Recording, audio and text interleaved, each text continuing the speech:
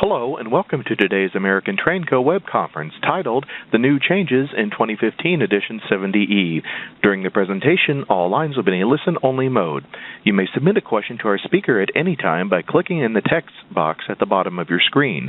Type in your question, then hit the Send Question button below. Questions will be answered in the order they are received at the end of the presentation. Today's speaker is Bob Clukey.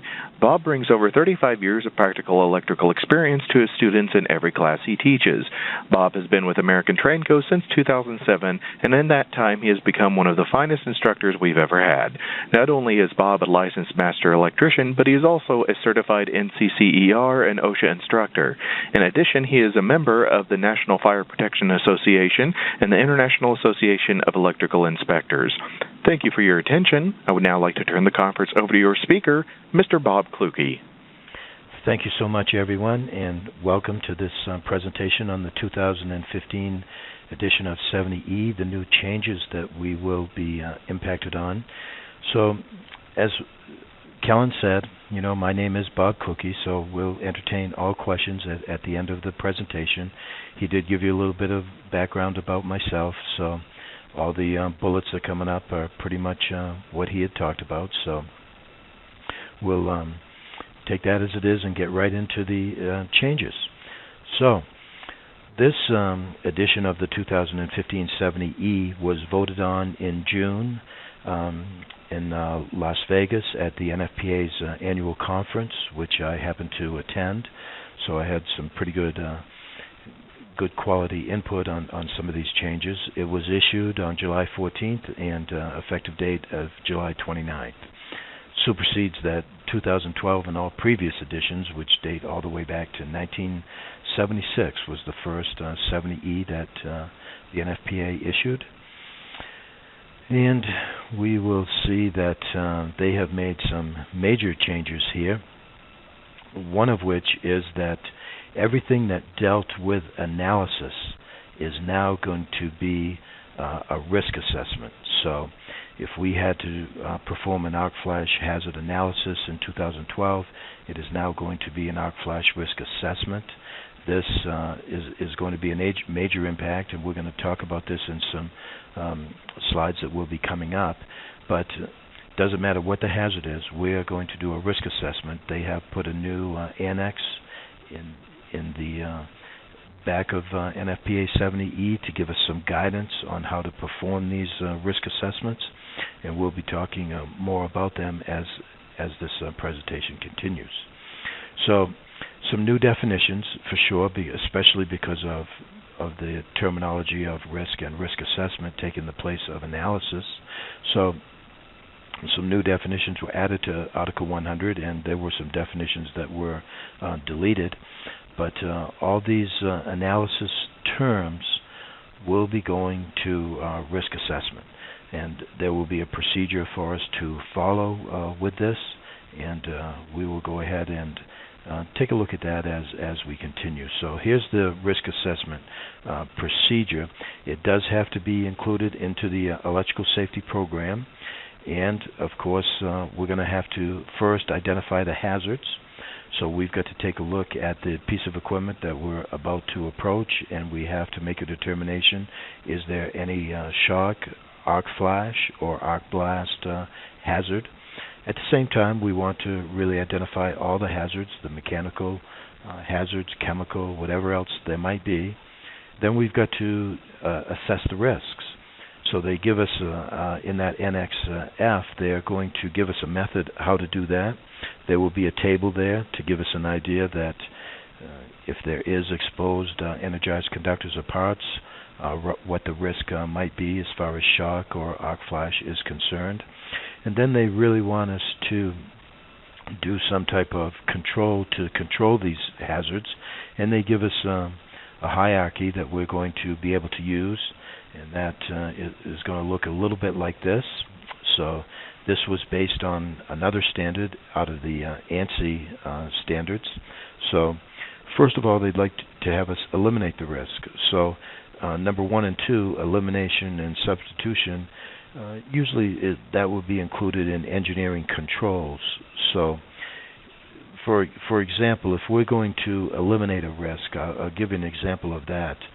Maybe we have an operator that one of his tasks is to reset an overload. He has to go ahead and open up the control panel and put his hand inside where there is definitely some exposed energized conductors and parts, and he has to press a reset to have his machine back up and running again. Well, if we want to eliminate that risk, we'll locate that reset function on the outside of the panel so that he does not have to open that up, and he will not be exposed to any type of hazard then. There'll be no shock hazard, no arc flash, no arc blast, because there will be no energized exposed conductors or parts. And there's other things we can do. Maybe on our switchgear or our MCCs, there could be some exposed bus bars. Maybe we could go ahead and close them with plastic to maybe do that. And that's all going to be under some type of engineering control to do that type of elimination. Also, they really want us to have an awareness, so training is going to become extremely important. We're going to have to train on the hazards and make sure that the qualified electrical worker is aware of what it is they're facing on any type of particular piece of equipment. And administrative controls, maybe we'll be putting up some better type of barriers or better type of procedures to make sure that we are not allowing the unqualified person close access to this equipment. And finally, they're going to, our last form of defense is and always has been the PPE that we would put on to try to protect us from those hazards. So, in informative Annex F, there is a great little guide and an example of how to perform this risk assessment. And this is pretty much every time we approach a piece of equipment. So we want to go through those steps. Maybe we can identify the hazards before we, interact with the equipment. And then once it gets in place, we might be able to put some type of laminated sheet up there on the procedures used for that piece of equipment based on the risks and how we're going to control those risks. These are global changes, so that means they affect the whole document. So we would see this in definitions for sure, in Article 110, the general requirements, up in Article 130, where we approach energized equipment. So global changes throughout the whole document as far as any type of risk assessment is concerned. Okay. Also, they really wanted to stress upon us the importance of maintenance. So some safety-related maintenance requirements and other controls were added to the scope, and we're going to see that this will include additional training and especially auditing. So auditing is going to be very important because if we actually are practicing the safe work procedures, but we have not audited that, we have not documented it, then it becomes a moot point. We have to have documentation, we have to have forms in place that the training was given and the training was understood by the qualified worker, and we're going to go out and audit that, and that was placed in the scope of this document to really give us an idea that the NFPA technical committees believe that training and auditing are extremely important. So they put that in the scope of the document to impact all of the 2015 NFPA 70E. As I said, there were some definitions that were deleted out of Article 100. This definition was in the document ever since 2004. It really applies to high voltage line techniques, so they deleted this. It's better referenced in another standard, the NESC, which IEEE publishes. So this definition was deleted out of the document to sort of take care of any confusion that the basic maintenance electrical worker is not going to use this technique. So this was deleted from that document. The definition for qualified person was revised, and it was also revised in OSHA 1910 General Industry Standards, so they wanted to make sure this was correlated and that it did match up into 70E. Extremely important that they inserted the word demonstrated. There's some people out there very good at maybe looking up information. Maybe they can pass a license test. Maybe they can come into an interview and their speaking skills are outstanding. Well, the previous definition did not have that word demonstrated in there, so to be a qualified person, not only are you just going to talk the talk, but you've got to actually demonstrate that you can perform that work safely and that you do have an understanding of the equipment that you're working on, how it was made, how you have to operate it, how it was installed, and that you have received safety training, documented safety training, so that you can identify any hazards associated with that equipment and that there is a procedure in place to avoid those hazards. So this definition will go through all of the NFPA standards. The 2015 70E was the first one to get it. We will see in the 2018 National Electrical Code it will come into that. And the word demonstrated is very important. So there should be a hands-on component to any type of training so that the person involved can actually demonstrate their skills and give us an idea, that they can perform that work safely. The definition of prohibited approach boundary was deleted, and so that is a shock protection boundary. We had 3 shock protection boundaries in the 2012 edition of 70E, and they were a limited approach, which was the farthest one out, and then we had restricted, which started getting closer. The prohibited approach boundary actually was that we were making contact either with our meter or with a 1,000-volt rated tool. Well, the other 2 boundaries, they triggered something for us. The limited approach boundary triggered that no unqualified people could approach any closer than that distance, especially unless they were escorted by a qualified person. So that limited approach boundary was a nice trigger for us. It kept the unqualified people away, and they could not get any closer unless escorted by a qualified person. So that was good. The restricted approach boundary triggered all of our PPE was on. We had 1,000-volt rated tools in our hand, and that we had the proper category of meter in our hand. So that triggered something also.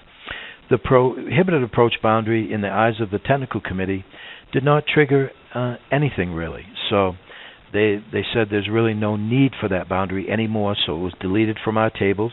Also deleted from the Article 100, the definitions. So no longer any prohibited approach boundary. As I stated before, the electrical safety program now has to include some condition of maintenance for the electrical equipment that we're about to approach. So notice it says normal operation. Well, we got to get a handle on this. Normal operation of electrical equipment says shall be permitted where all the following conditions are satisfied. Well, the equipment is properly installed. Most electrical equipment that I encounter has been properly installed. It was installed under the National Electrical Code of the cycle that the installation took place. The installation is usually inspected. A permit was pulled, and some outside authority having jurisdiction came and stated, yes, that was properly installed. So that one can be handled pretty good.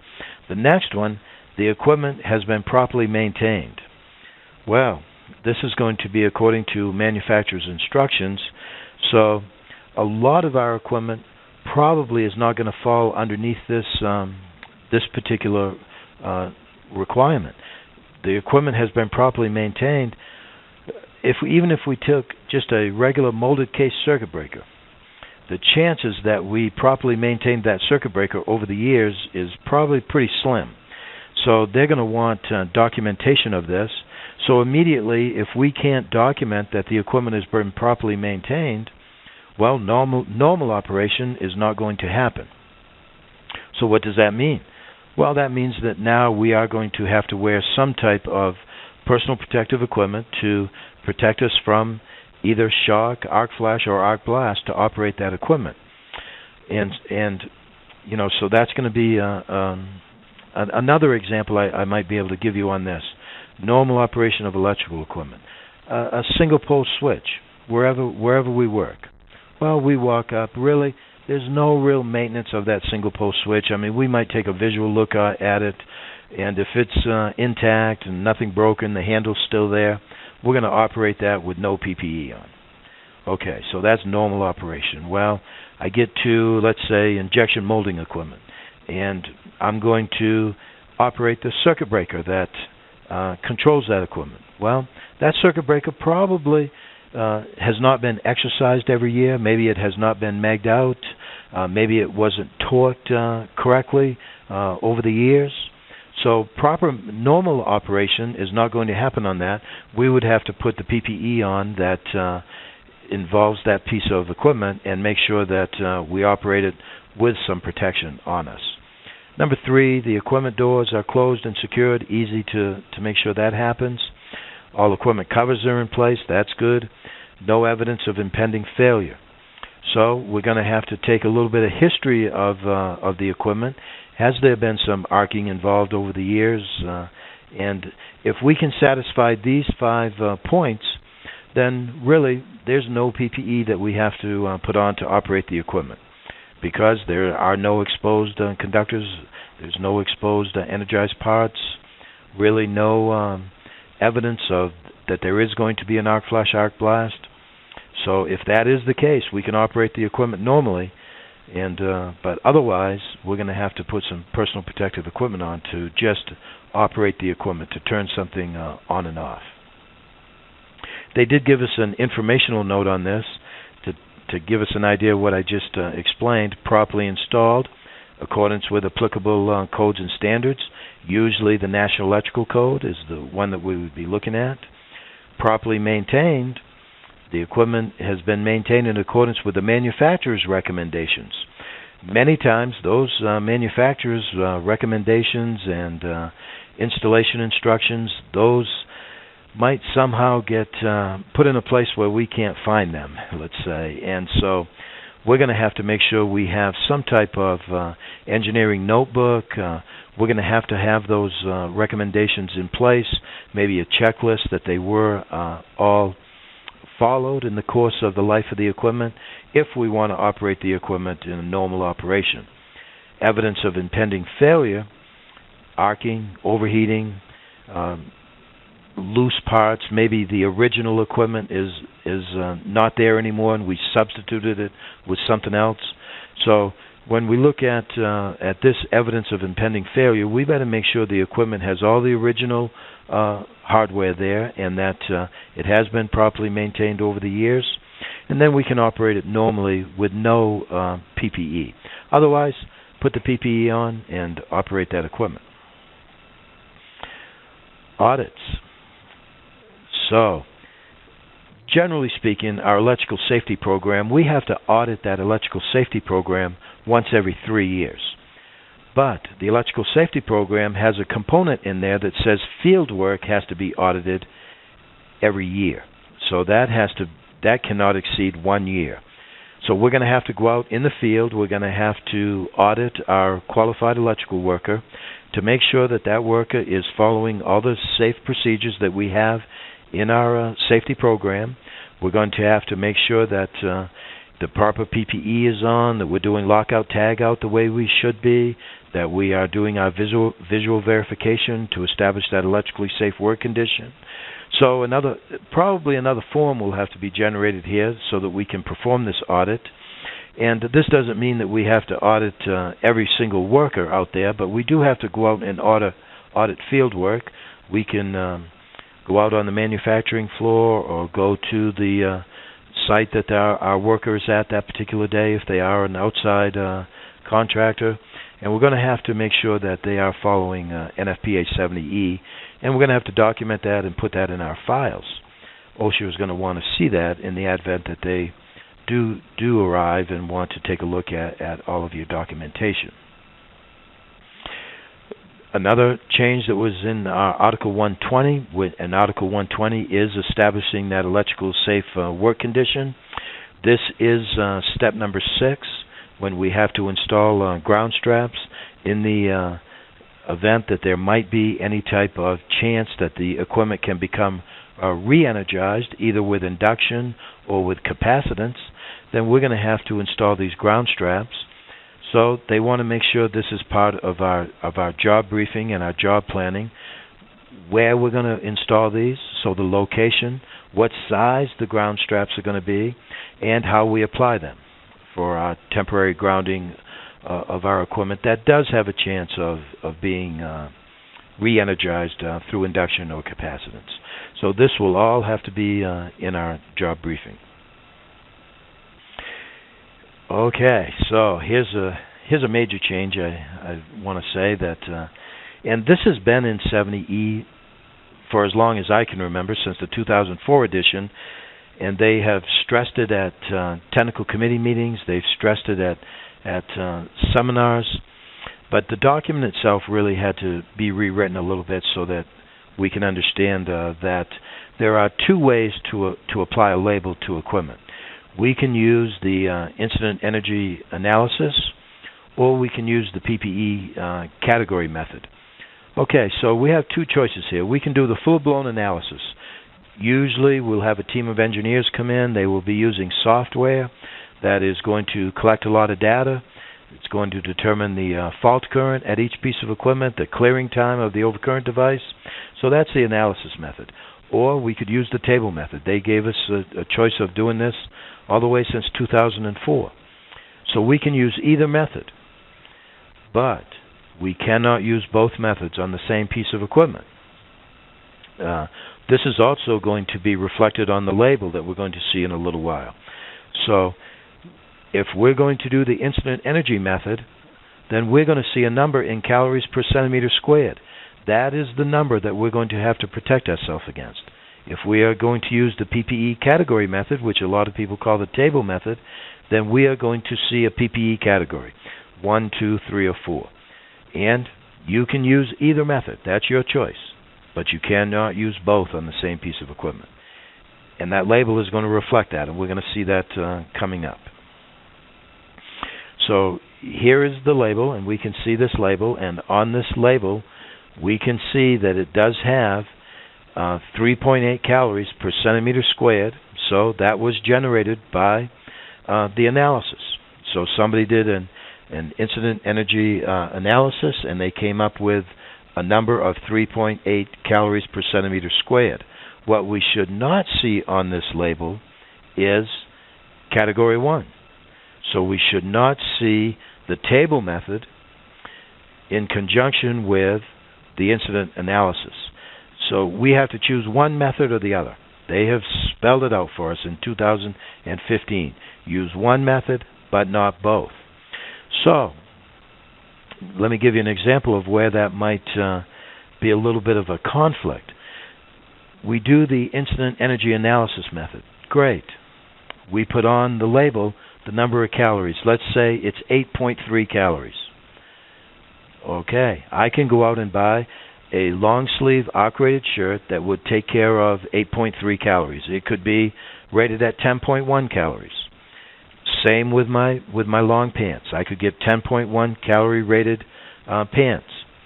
But when that label says 8.1 calories, if I used the table method, and if we put category 3 on there, which would be the equivalent table method, my shirt and pants don't cut it anymore. I have to have a full-blown flash suit on, which is a direct conflict between having the calories on there and the clothing I have to wear to protect myself. So they have told us, you pick one or the other, don't mix and match, and that is the method that you are going to use. This really points it out very well. Here we can see the arrows are pointing to 3.1. That is the analysis method. The PPE category method is category 1. You can do one or the other, but not both. So the label is going to have to reflect that. And, of course, the 2015 70E is already being enforced. So we're going to have to take a look at our arc flash analysis method. We have to review that every 5 years. If we do find a conflict with the label, they would like to have us update the labels. So you're going to have to take a look at your labels and see if, in fact, you do have both of these methods listed on the label. So depending on the software that was used or how the electrical engineer decided to generate their labels, you might see this on some of your labels out there. As the labels are reviewed, we're going to probably, if it's an analysis method, only see the incident energy on the labels. We won't see a category on there going forward. Okay, now they give us an idea about that reviewing of that and who's responsible to put these labels on. So we'll take a look at that. These field-marked labeling requirements, they've revised these every year that a new 70E comes out, they're revised. And so when we do the hazard risk assessment now, which is what it's going to be called, the arc flash hazard risk assessment, will not be called the analysis anymore. If it identifies that the label is inaccurate, they do want us to update the label, and it tells us who the responsibility of this field mark label is. So this is definitely the responsibility of the owner of the electrical equipment. So if let's say we're an outside contractor and we happen to come to a mall, well, the store inside that mall might not be the owner of the electrical equipment. Whoever owns the mall owns the electrical equipment. Stores come and go. Malls stay where they are. So the owner of the electrical equipment is actually the mall. So the person that's going to be responsible for installing that label in that particular instance would be the owner of the electrical equipment. It would be the mall themselves. A lot of times in the manufacturing world, we work in a building and the owner of the company actually owns the equipment, so they would be responsible for that. But there are going to be times when the owner of the equipment is not the person that's inside that particular premise. So the owner is going to have to make sure that that label is installed and it's perfect in one method or the other. They also gave us an idea that inside that restricted approach boundary, we cannot wear anything that is conductive. So they added some additional text there. We're going to have to make sure that anything that is conductive comes off our body before we go inside that restricted approach boundary. And that is up in Article 130.6 also, so we want to make sure that that is something that's inside of our electrical safety program going forward. Okay. The tables. So as we decide which method we're going to use to generate our label or keep our workers safe, if we're going to use the table method, which is now going to be called the Arc Flash PPE category method, then these have been revised. They have some separate tables for AC and DC, and they're going to list the task out. We've got to make a determination the condition of the equipment. So we've got to answer some questions before to be able to use these tables. There's going to be a yes and no format to do this, and the table is going to determine, are we going to need Arc Flash PPE or are we not going to need that? So that's going to be very important. Also, they put in for us some new shock tables, and those were revised, and we will see that the prohibited approach boundary is not going to be on those shock tables anymore. All right, so that was also taken into consideration. And hazard risk category 0 has been removed from those tables. So in 2012, we had 5 Arc Flash PPE categories, going from 0 to 4. In 2015, we now have only 4 Arc Flash PPE categories. Hazard risk category was removed. They felt that when the incident energy was below 1.2 calories, the chances of an arc flash occurring were so minimal that no arc flash PPE was required there.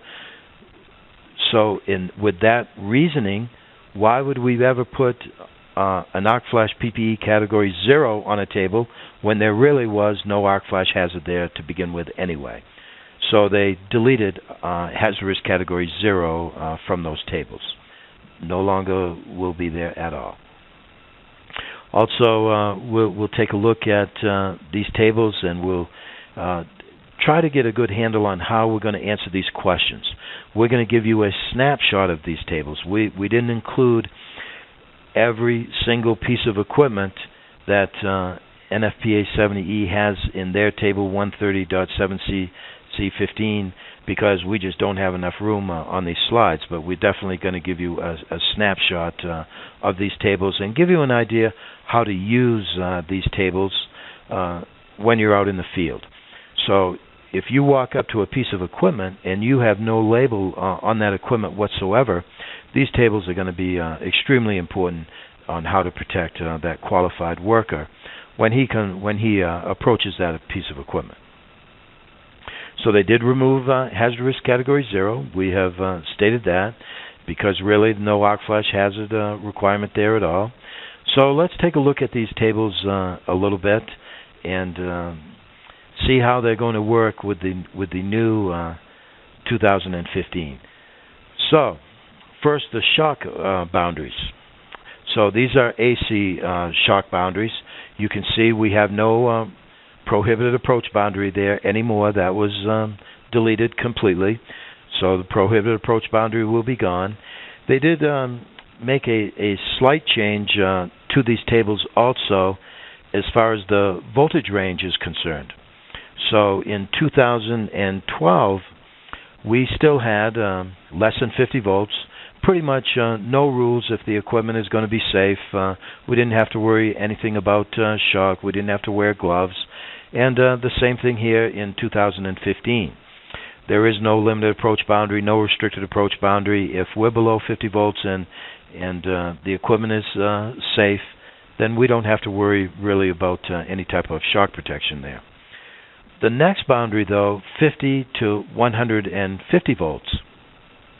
In 2012, that range actually went from 50 to 300.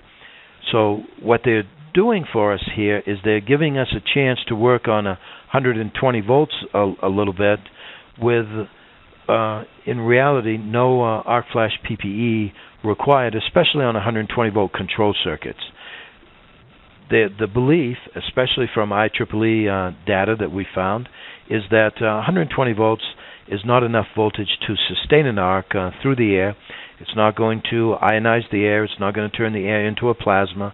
We're not going to see a fireball. We're not going to see the copper get heated up to 1,981 degrees, and we're not going to see it vaporize.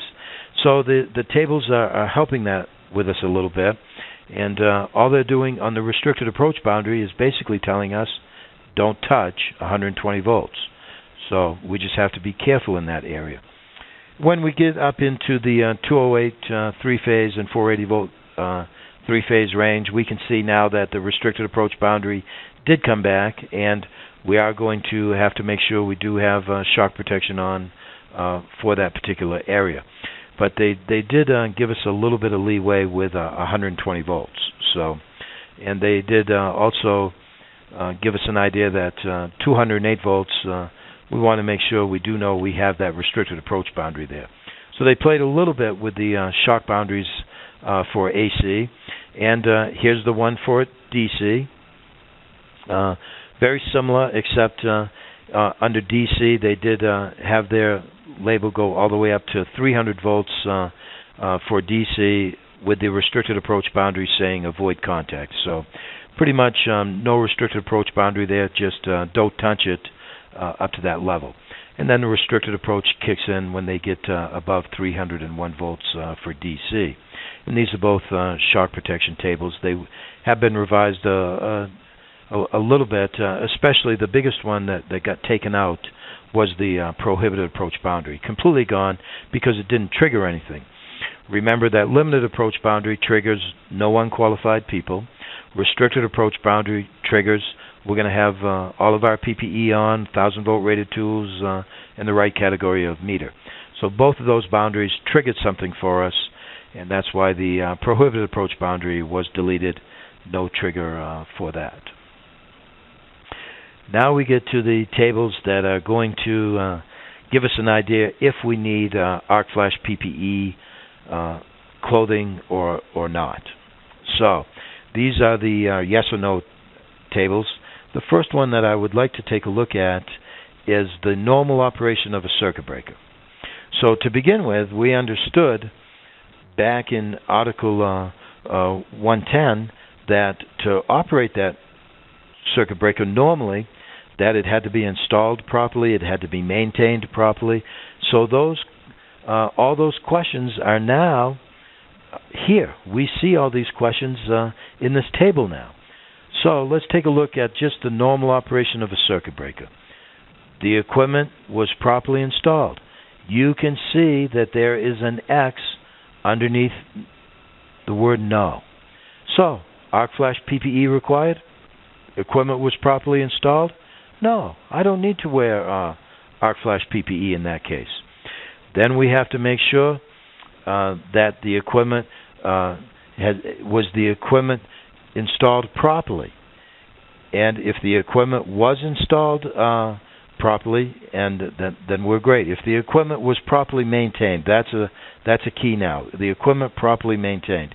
If the answer to that is no, which I suspect most of our equipment probably has not been maintained according to the manufacturer's instructions, if we answer the equipment is not properly maintained, if we answer that with a yes, you can see that now we are going to have arc flash PPE. So that to me is the key question. Has the equipment been properly maintained? And so when we revised this chart, you can see the equipment is not properly maintained. If the answer to that is yes, then we are going to have to wear some arc flash PPE. So if you believe your equipment has been properly maintained, hopefully you have that documented in accordance with the manufacturer's instructions. Otherwise, we're going to be putting on some arc flash PPE. To go on to that, let's come down to where it says for AC systems, work on energized conductors and circuit parts, including voltage testing. So they don't care about the equipment condition here. If you have exposed energized conductors or parts and you are troubleshooting, the X will always be under the yes column. You will be wearing arc flash PPE under that scenario. So a couple scenarios we want to look at. The equipment was properly installed. It was properly maintained. All the doors and covers are secured. All the original hardware is in place. No evidence of impending failure. We do not have to wear arc flash PPE in that instance. But if one of those things are missing, then we would put on arc flash PPE to operate that equipment. Of course, if we do have something exposed, we know that we do have some hazards present immediately there, and we would have to wear the arc flash PPE that we're going to look at here in this next slide. So these are the PPE categories. We understand that they did delete arc flash PPE category 0. It's no longer there. This table becomes very important when we do approach a piece of equipment and there is no label on that equipment. We are going to have to make sure that first we answer those questions. Do we need arc flash PPE? If the answer was yes to any type of particular equipment I walk up to, the next table we would go to is this table. And this table is going to be used in conjunction with some parameters. And these parameters have been in 70E since 2004.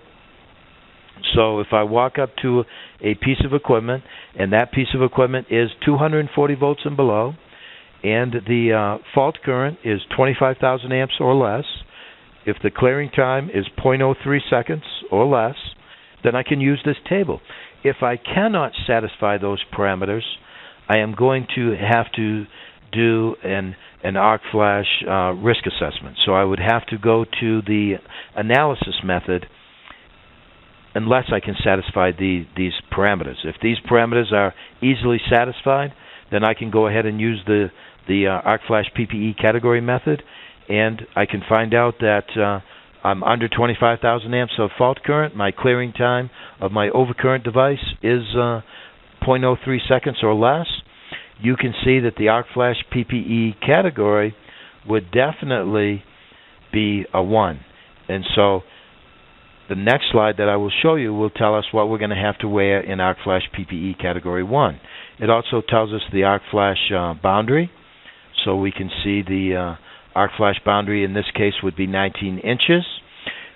If the and we'll see in a slide coming up, if the arc flash boundary is in excess of the limited approach boundary, that would be where we would put up our barricades or tapes or cones to keep the unqualified people away. So this table is going to be used in conjunction with the previous table. If that previous table, if we answered a yes, that we do need arc flash PPE clothing, then we are going to have to come to this table, and it would tell us what level of clothing we're going to be under for a particular type of equipment that we do approach. So you can see 480 volt equipment, the arc flash PPE category is going to go to a 2, and my arc flash boundary would go to 3 feet. So this table used in conjunction with the previous table, also in conjunction with the next table that I'm going to show you. Remember, these are snapshots of the tables. These tables do have much more equipment inside of NFPA 70E 2015. So the next table, again, they deleted arc flash PPE category 0, so we won't see that anymore. We do have to wear arc rated clothing according to the table method. Remember now that this PPE category method that we are looking at right now cannot be used in conjunction with the analysis method. This is a completely separate method. This method applies to when we walk up to a piece of equipment, it has no label on it, or they used the PPE category method to generate the label originally. So PPE category 0, we don't see, it's gone. PPE category 1, very similar to 2012. Arc rated clothing with at least a 4-cal rating, long sleeve shirt, long pants. If we do go outside, we might need some rain gear. That's why we see in parentheses the letters AN, as needed. Also have to wear the hard hat, safety glasses.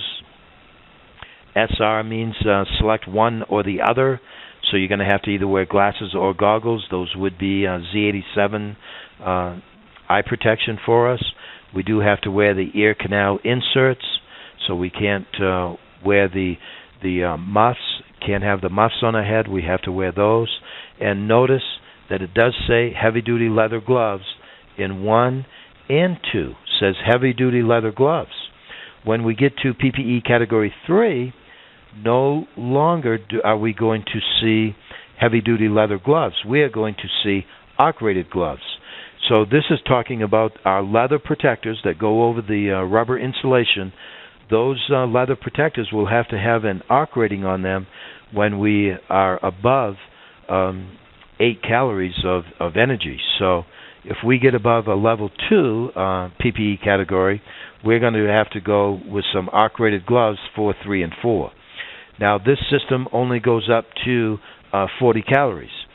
So as long as you could satisfy the parameters that we saw in the previous slide. So I'll give you an example of one. We'll take an example of switchgear right here. And if we satisfy this parameter under 35,000 amps of available fault current, and our clearing time is a half a second or less, then we would be in PPE category 4 with an arc flash boundary of 20 feet. So if we come to this slide, we see PPE category 4. This would be a full-blown flash suit, and we would have to have those arc-rated gloves on in conjunction with that flash suit. So this method, remember, this method is only going to be used if we did not do the full-blown arc flash risk assessment. Okay. They also changed the requirement for 1,000-volt rated tools. This has been changed to the restricted approach boundary in 2012. If we entered the limited approach boundary, which was at 42 inches, and it still is at 42 inches for most of our equipment, then we had to have 1,000-volt rated tools in our hand.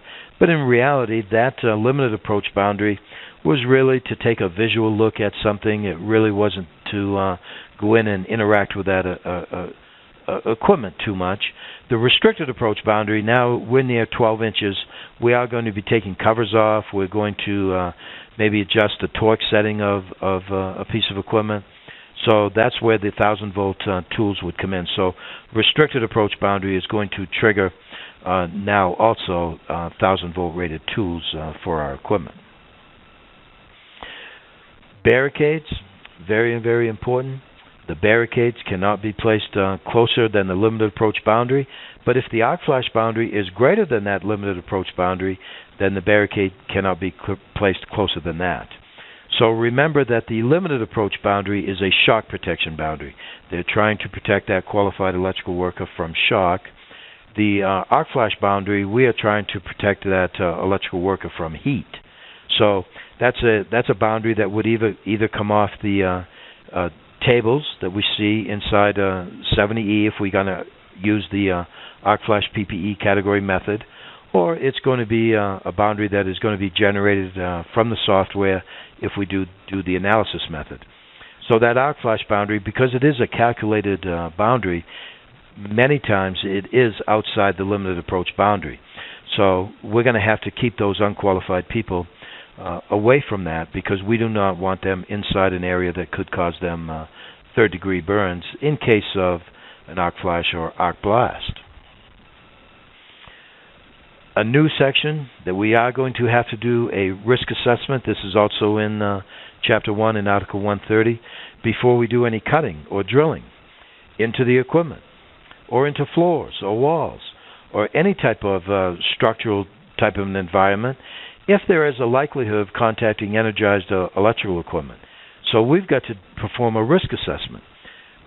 I'd love to use this example. A qualified electrical worker was fairly knowledgeable about this particular motor control center, and they decided to take a hole saw and they were going to drill through the outside metal to go ahead and maybe install a connector of whatever size.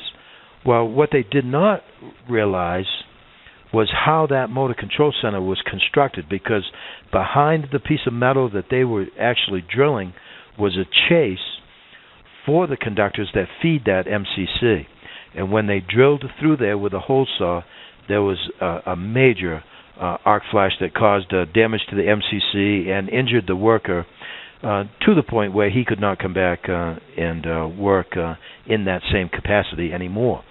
So this is very important. We'll drill through floors, walls, especially walls, and we make no assessment there. Well, I've seen people drill through service entrance cable that's not even protected by any overcurrent device because they didn't do a risk assessment. If your facility has a thermal imaging camera, very easy, we can take a infrared scan of that wall, give us a really good idea what might be behind there. But we are going to have to do a risk assessment before we do any drilling, and that's going to be very important. Also, there's some clarification here on who is responsible for maintenance of the electrical equipment.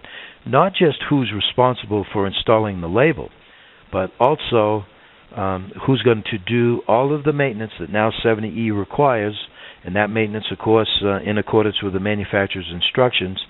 It is going to be the owner of that equipment or their designated representative. So what does that mean?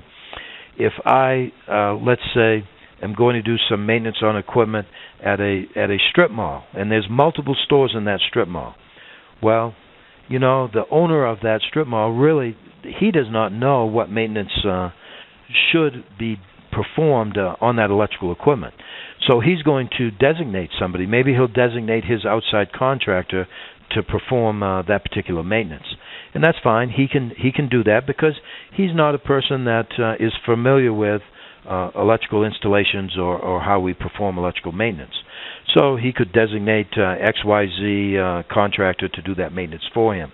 But it is that owner's responsibility. In conjunction with this, we should understand that the National Electrical Code, which is NFPA 70, and NFPA 70E, which is the safety document we're talking about now, they go hand in hand with also NFPA 70B, which is electrical maintenance for our electrical equipment. And the new revision of NFPA 70B wants us to have another label on our equipment. And that label is going to be a reflection if the equipment has been maintained properly over the years. So if we see, for instance, if we see a white label that is pertaining to maintenance, that white label would give us an idea that the equipment has been maintained properly for the life of the equipment. We can go ahead and work on that equipment normally and should have no problem whatsoever. Or maybe we see a yellow label on that equipment. Maybe that yellow label would indicate, we've got a broken window or whatever that we've put in our preventive maintenance program. We're going to take care of that, but there's a minor deficiency there. Or possibly we might see a red label on the equipment. Maybe there is a 4160 volt breaker that was installed back in the 40s. It has never been turned on or off for the last 74 years, and it may be time to perform some maintenance on that. We're going to have to take that out of service. They don't want us to do anything energized with that. We would put a red label on that. So those labels are all independent of any labels that are required by 70E. That label is now a label that 70B would like to see on that piece of equipment to give that qualified worker an idea. Can I operate this equipment really normally? I can come up and operate it, turn it on or off with no PPE because it was installed properly, it was maintained over the years. Or if it hasn't been maintained, hey, I'm going to have to go and get some PPE on here to protect myself because who knows what's going to happen when I turn this on or off. So the maintenance of the electrical equipment has been stressed very heavily in this edition of 70E. New maintenance requirements for our meters. So our test leads, we're going to have to make sure this is in our electrical safety program. We're going to have to document that our meters have been calibrated, that they've been given a test, that they actually do work in all of their functions that they have, and that the leads have been also verified that they've been maintained properly according to the manufacturer. And this falls under Chapter 2, which is our maintenance requirements in 70E. Also states that meter is part of our personal protective equipment. It's the only way we can verify the absence of voltage. So we should be maintaining our meters and test leads in accordance with the manufacturer's instructions. They are also going to tell us that all these leads have to be inspected for any kind of damage before each use. The meter is going to have to also be given a visual inspection. If there is some, let's say, malfunction with that meter, it's going to have to be removed from service immediately, and it is going to have to be sent back to the manufacturer to be calibrated again and repaired so that we can use that particular meter again. So very important that we're doing maintenance with our meters and test leads. This they're going to want to make sure that we do this once every 3 years. We're going to have to document this has been performed. So we're going to, the meter is really the only tool in our hand that we can establish that electrically safe work condition with. Extremely important that we maintain it according to the manufacturer's instructions. New section up in Chapter 3. What we want to remember about Chapter 3, this is special equipment. This is talking about storage battery rooms here. We are going to have to do a risk assessment before we do any work on a battery system. We've got to make sure we understand what chemical is being used, what type of voltage is there so we can protect ourselves from shock. We ought to have a little bit of idea if the batteries have been maintained properly. So any risk, I would also throw in there to make sure that the air has been circulated properly in that room before we allow a worker to enter that room. So Chapter 3 deals with all of our special equipment. Lasers would be in Chapter 3. Electrolytic cells, research and development labs would be up in Chapter 3. Also, we would see our power electronic equipment, VFDs, would be up in Chapter 3 also. So those are the major changes, and just want to know that American Trainco is right now conducting seminars on the 2015 70E. We will come to you. We will do in-house training. We have many public seminars that we're doing. We do over 2,000 courses each year all over the United States and Canada. Our instructors must be doing a pretty good job. They've been given a pretty good approval rating, so American Trainco has been doing a lot of things there. I know that Kellen is going to open up this to questions here shortly, but if you have a question maybe after this, and maybe it's a question that might be fairly extensive, my email address, robertjc@americantrainco.com. I think this is the fourth webinar that I have conducted, and I can tell you that after the fact, I get many questions and some great questions from people. So if you have any question at all, either about American Trainco or technical content, go ahead and send me a quick email. So at this time, I'm going to turn it back to Kellen, and we will entertain any questions that you might have.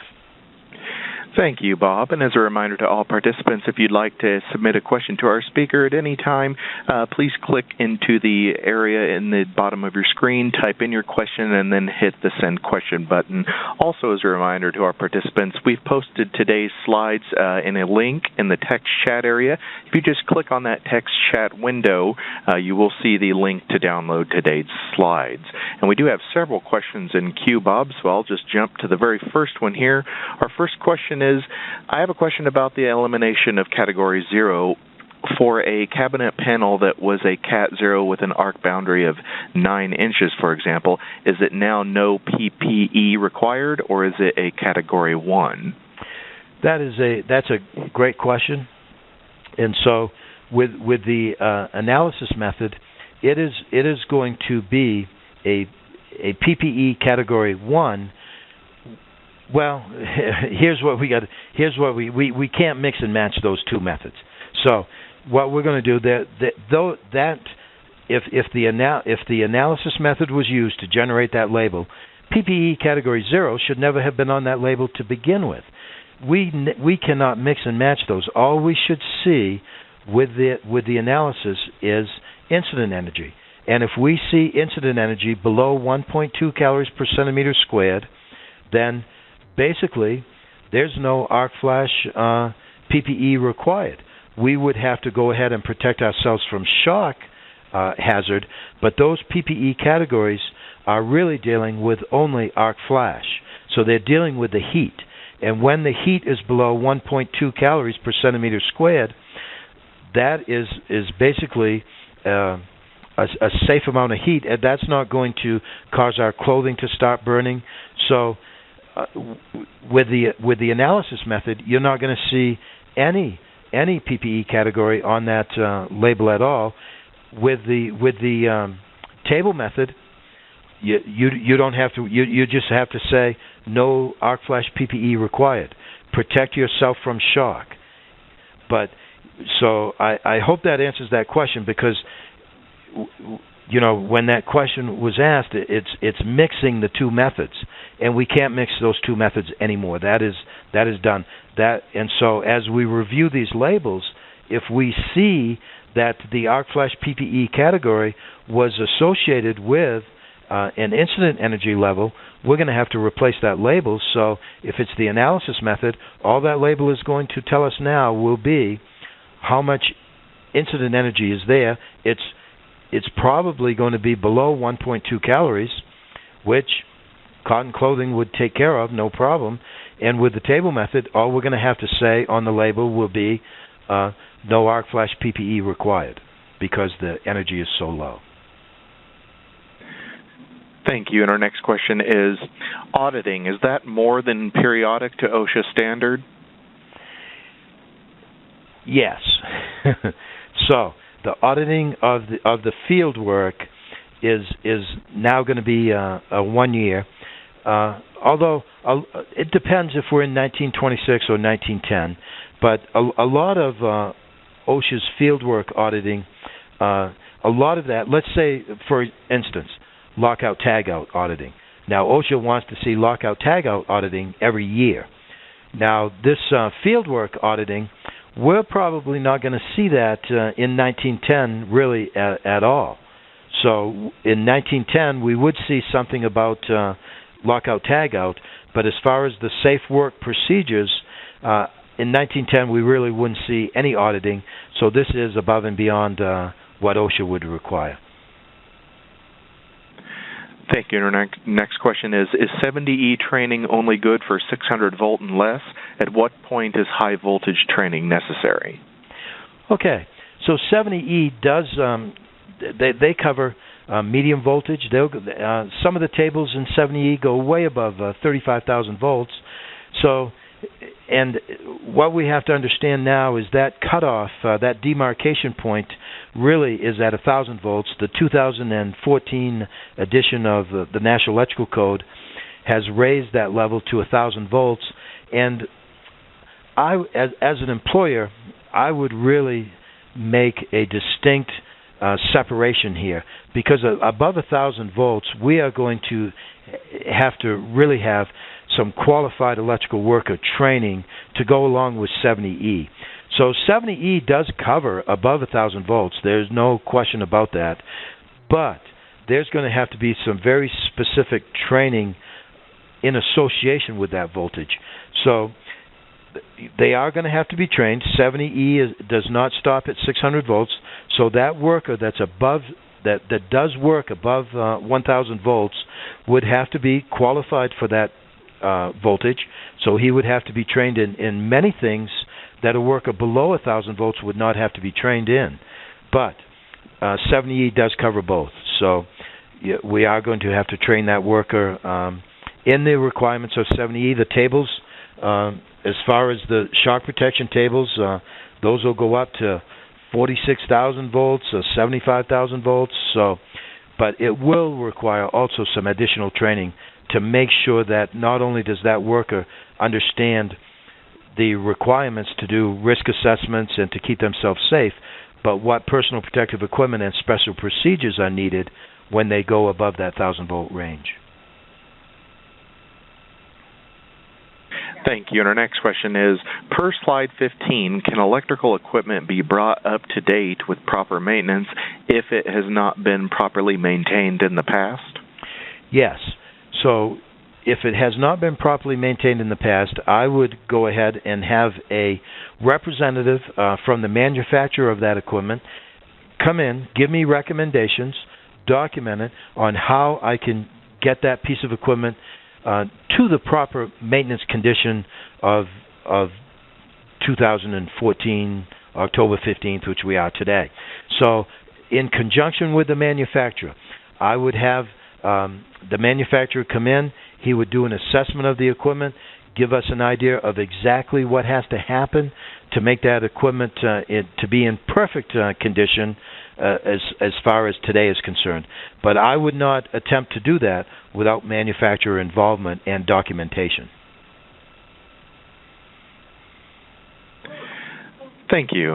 And our next question is, does normal operation apply to voltages other than 120 volt, i.e. operating a 4 kV, I think, breaker from the operating switch on the enclosure door?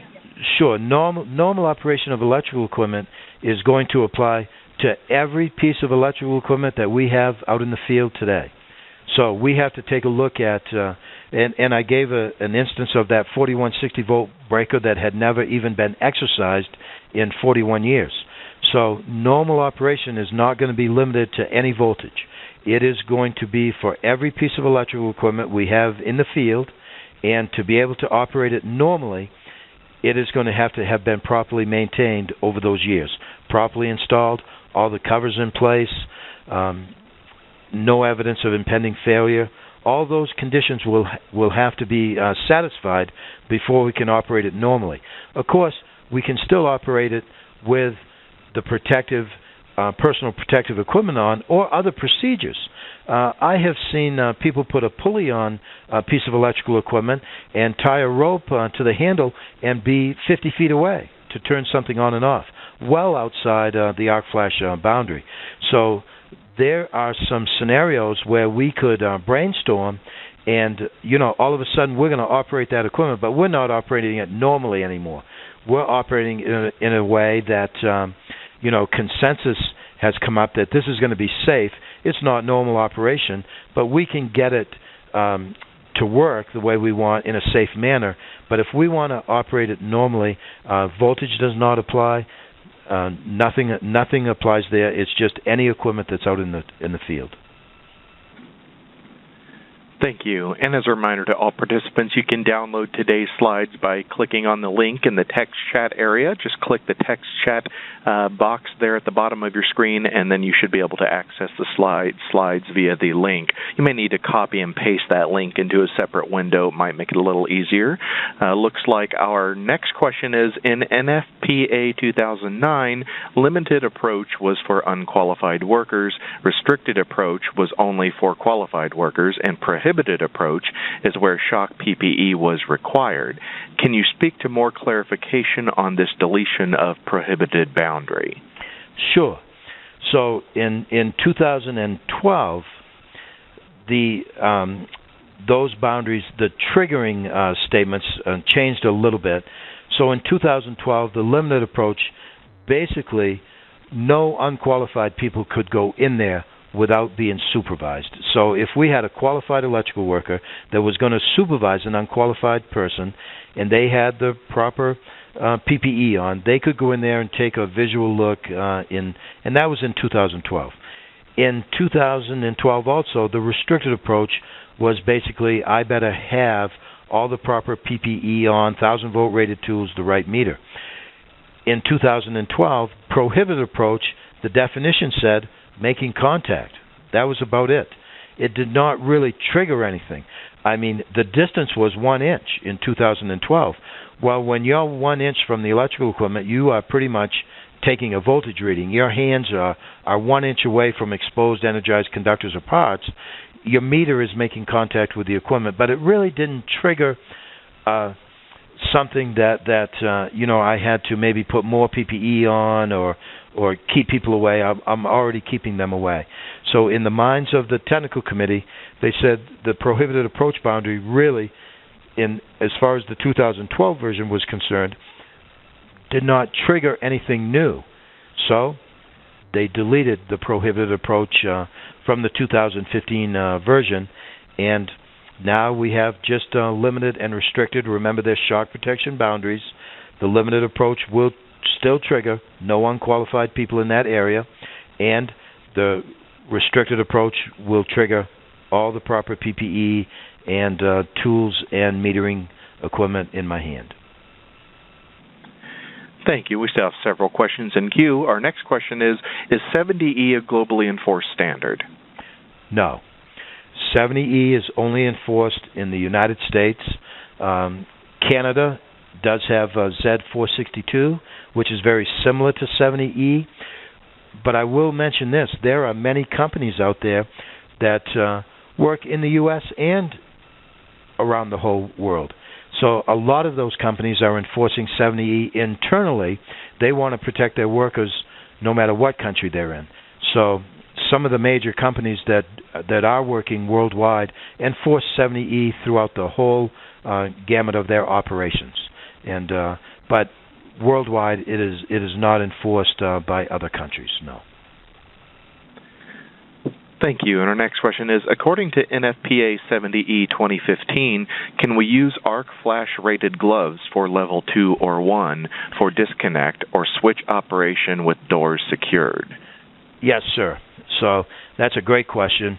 So if we want to purchase arc rated leather protectors, we can use those for all of the PPE categories. And if we're using the table method, if we're using the risk assessment method as far as the analysis is concerned, then we certainly can use the arc-rated gloves for the rating of the arc-rated glove. I know I have a pair that are arc-rated at 22 calories. So if I'm using the analysis method, then they would be good up to 22 calories. But I could have bought a higher rated glove for the analysis method, but I just chose to only work on 22 calories, that's all. But that's a great question. Yes, you can use those gloves. Thank you. And our next question is FR-rated protective clothing needing to be replaced, updated to AR? That's a great question. So that was a concern in the 2012 version. I know a gentleman by the name of Hugh Hoagland submitted that change for us. And really what you have to look at is the tag on the clothing. So what he was finding as he was testing some of this clothing was that it did not have an arc rating on the clothing itself.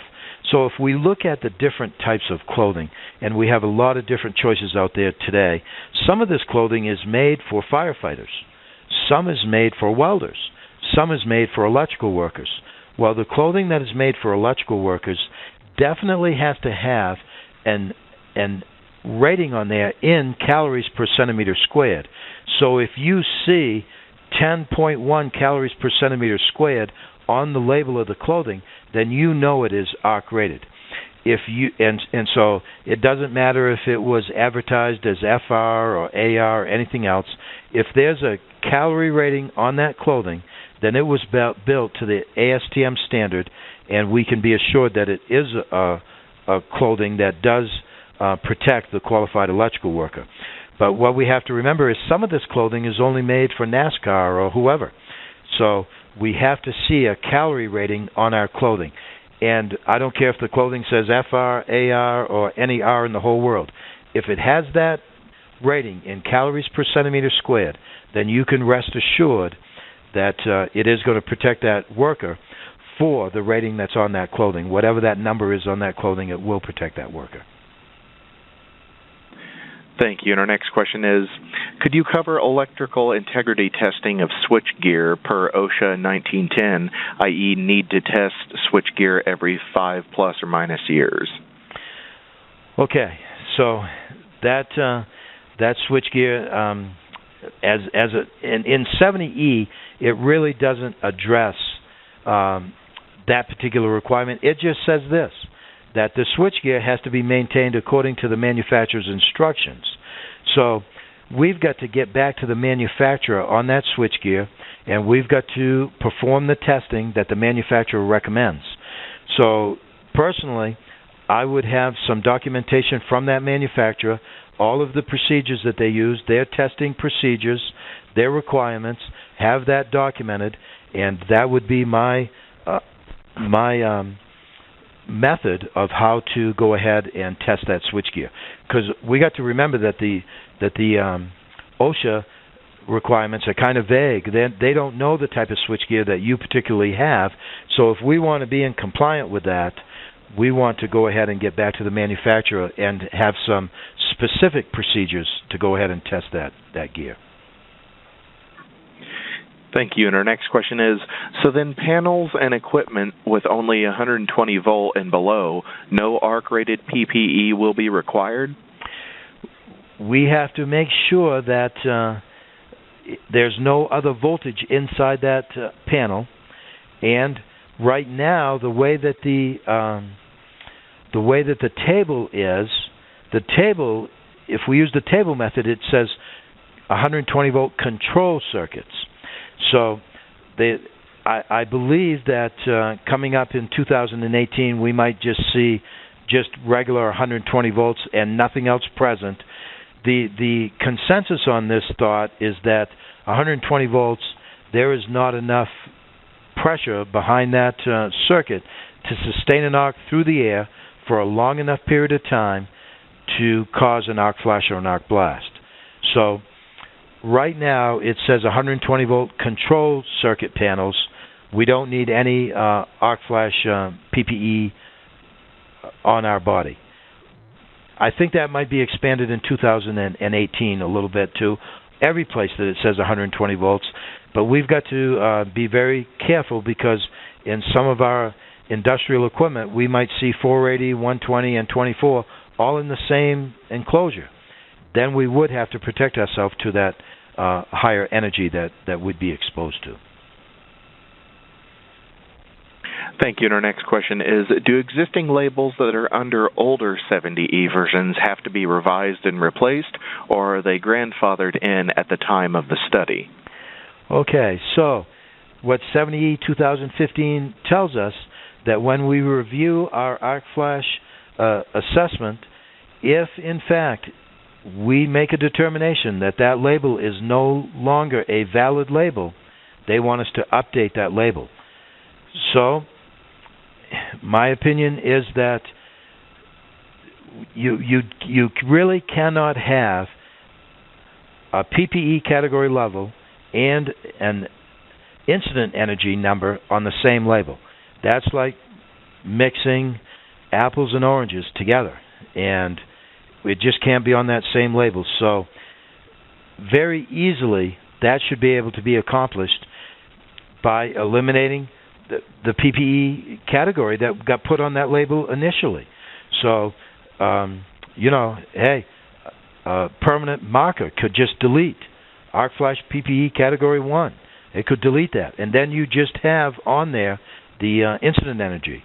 And that's what we'll have to protect that worker against, is the incident energy. And there's a lot of ways to do that other than those PPE categories that we list out in the table method. So I think that could be done very easily, and but you also want to be looking at those labels for other things also, making sure that that incident energy is a good number related to the arc flash boundary. I've seen some arc flash boundaries which might be 11 inches, and then I look at the where the energy was measured, and the energy at 18 inches, let's say, was 1.8 calories. Well, how can how can the arc flash boundary be at 11 inches? Because as you get closer to the equipment, then that incident energy is going to go up. So you've really got to take a close look at those labels and make sure that the PPE category and the incident energy is not on the same label, and that the incident energy really matches up with the arc flash boundary, so that they're going to measure that incident energy. If the voltage is 600 volts or below, they're going to measure that at 18 inches. If it's above 600 volts, they're going to measure that at 36 inches. And just make sure the arc flash boundary does match up with where they measured the incident energy level. So that's important. And then make sure that the PPE category is not on the same label where the incident energy is deemed out to us. Thank you. And our next question is, still confused on the arc flash PPE category analysis, calorie and table method. Sure. Are you saying that the two types do not work together? That's correct. So in 70E, it specifically states you use the analysis method or the table method, but not both. So you cannot put that information on the same label. You can't use those two methods to try to protect your electrical worker. It's going to be very confusing, and this has really been in 70E since 2004. We never should have been doing this. A lot of the software that's out there did include these two methods when they went ahead and generated those labels.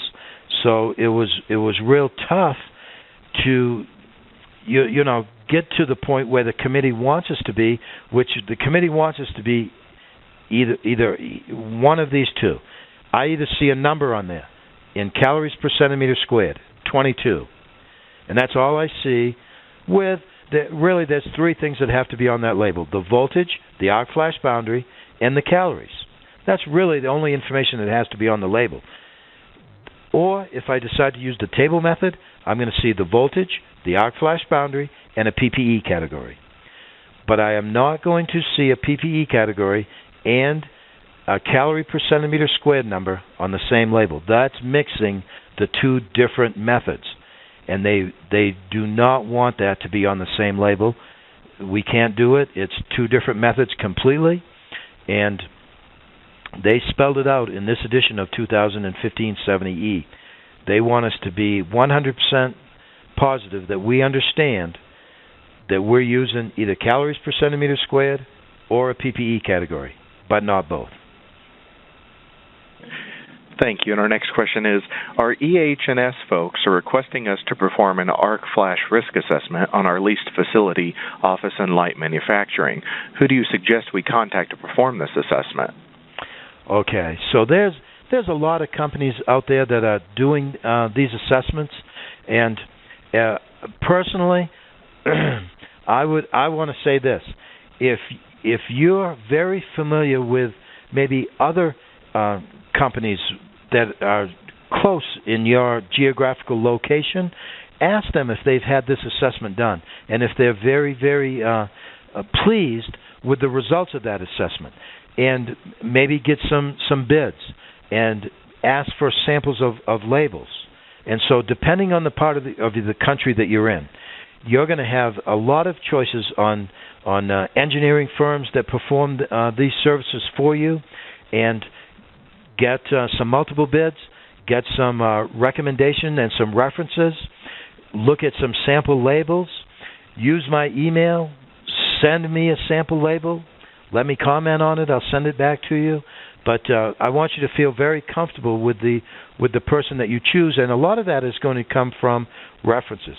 So try to get a company in your area that has already performed the labeling requirements that are required in 70E.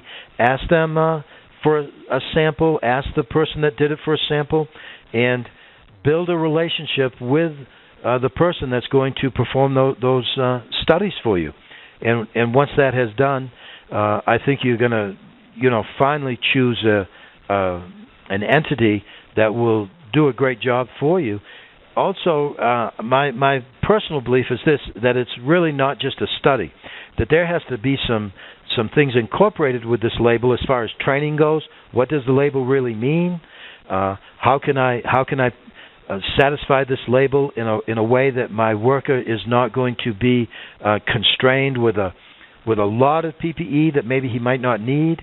So some training would be in conjunction with the label also, and then make sure that worker can demonstrate that they're going to be safe when they approach that equipment for whatever task that they are going to be performing. Thank you. And our next question is, will you do this presentation for private groups? Yes. Our presentation with 70E is really based on either, it depends. We've done our standard 2-day presentation for groups, which we go into this with so much more detail than we are now. We actually have people practice the table method with labeling. We talk so much about fault current and how it's going to have an impact on the amount of energy that's going to impact the worker. We'll do a standard 2-day. We do a 3-day with a hands-on component of it, where that qualified worker has now been changed the definition to demonstratable skills. We give a written test that they understand the information that we presented. We also do hands-on component where they have to perform an electrically safe work condition. They have to do a little bit of troubleshooting for us. So we'll do a standard 2-day or a 3-day, or then we can do also some presentations that might even be a combination of the two. We've done 1 day or a 2-day with some of the 3-day component inside. So the slide that just came up is going to help you with that tremendously. If you email sales@americantrainco.com, we have some people here in Denver that can give you quotes on that, and we can be at your facility for whatever amount of time you allow us to be there. And those on-site presentations are so powerful because we can take a look at your equipment and give you an idea exactly what you need to keep your employees safe. Thank you. And we have a few more questions in queue here. Our next question is, how do we know if FR&R rating clothing is no longer protective? Oh, that's a great question. So depending on the material that clothing was made out of, the manufacturer actually gives you a lifespan of that equipment and how many launderings that equipment can handle. So a lot of different types of equipment out there as far as PPE is concerned: Nomex, Endura, PBI Gold. So a lot of different types. And now we've got to go to the manufacturer of that equipment, and we've got to make sure, one, that we are laundering it properly. We are going to have to make sure that we do not go on past the lifespan of that clothing. Some things that we should look at on a daily and weekly basis: loose threads, holes, patches in the clothing. Any of that stuff would render that we take it out of service and we have some new clothing provided to us.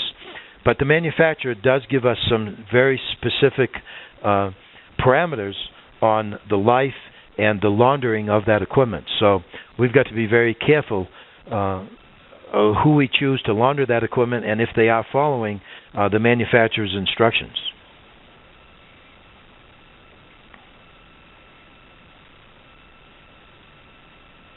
Okay, and our next question is, how is certification of electrical test equipment required according to NFPA 70E, and who should provide this certification?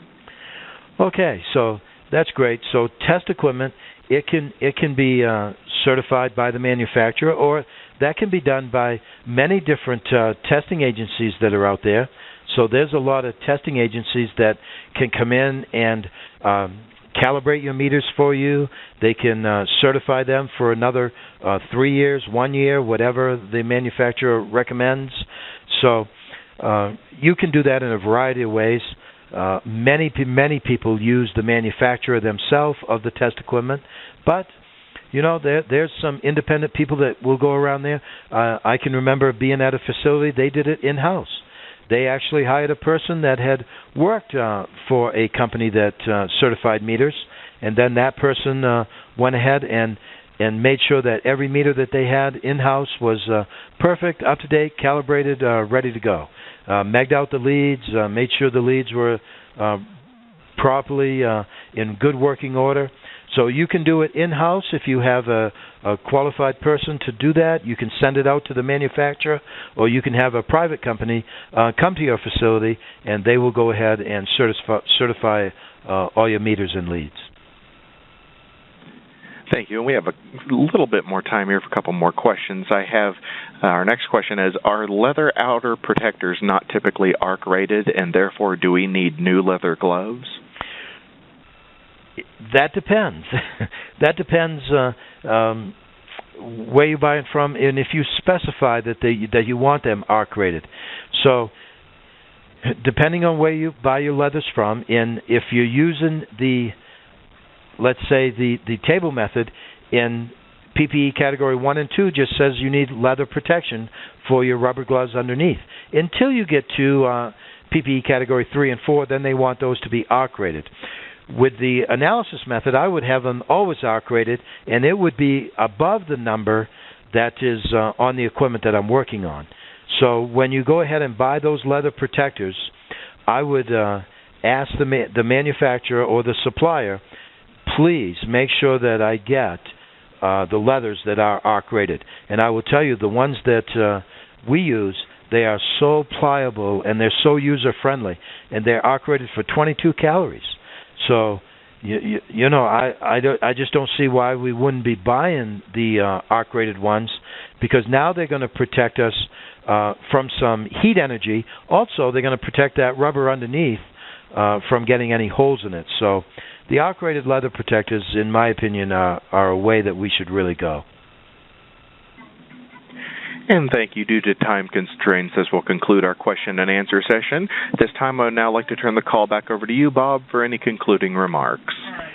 I want to thank everybody. What some great questions that you did ask during this presentation. Also, if you have more questions that I couldn't get to, go ahead and send those to my email.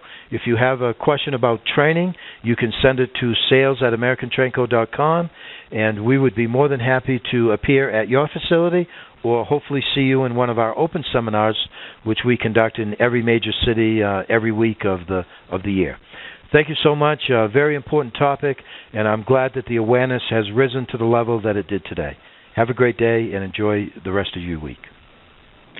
Thank you all for your attention. This concludes today's conference call. All participants may now disconnect.